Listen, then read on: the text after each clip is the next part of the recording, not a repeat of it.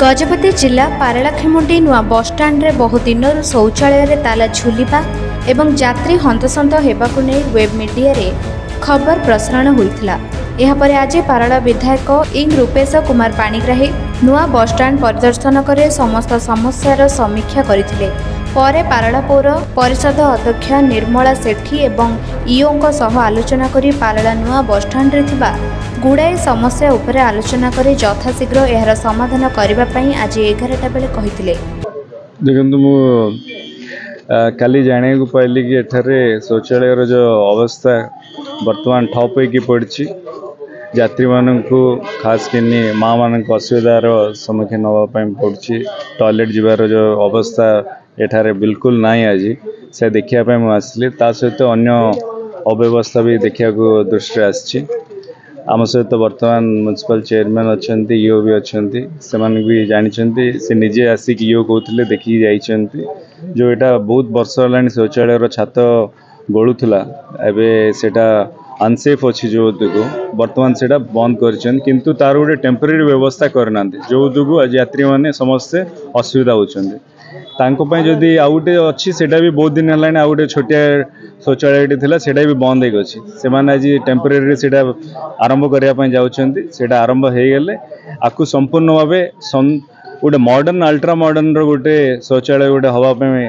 कही जहाँ भी तापाई फांडी दरकार अच्छी जहाँ भी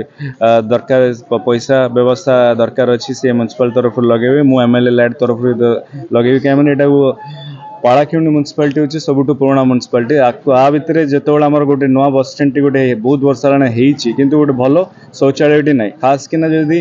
गोटे बस स्टैंड पीवा पानी भी आज सुविधा ना जोटा आम समीक्षा जाना पाइलु आज भी बहुत एक्सीडेंट आग होची जो ड्रेन आग उल्टी पड़ी से जना भी पड़नी ड्रेन आग मरम्मत भी हैनी एठी 8-9टा पुराना बस जोटा कि डेड होगी पड़ी से भी से काढ़ुना आरटीओ सहित भी कथा सी भी कथा दशहरा पूर्व काढ़े बोली ये सब जिनस अव्यवस्था ही अच्छी वर्तमान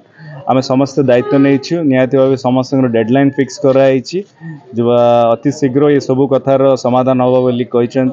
मु अनुरोध करी ईओ को एवं म्युनिसिपल चेयरमैन को भी से टिके मझी मझे आसिकी जो कथा आम देचे निहाती भाव से कार्य केमी हम देखिए आ मोर जहाँ भी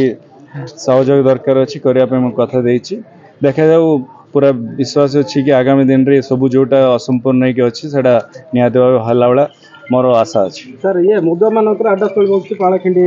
बस कौन कर निहाती भाव यहाँ मु पूर्वर भी शुणी आम इलेक्शन पूर्वर भी यही अभियोगटा को शुणिक आम आसलु देखी जाइलु आज भी मुझे मीडिया बंधु पाखु देखा पाइले आम फांडी जाइलु देखिए कि गोटे पोस्ट गोटे अच्छी पुलिस स्टेशन रो से फांडी अच्छी किंतु ता पछरे भी ये सब बेआईन भावे मद पीवा कथा कहतु समस्ते से दुर्व्यवहार करिवार व्यवस्था आम देखा पाइलु यहाँ गोटे बहुत आश्चर्य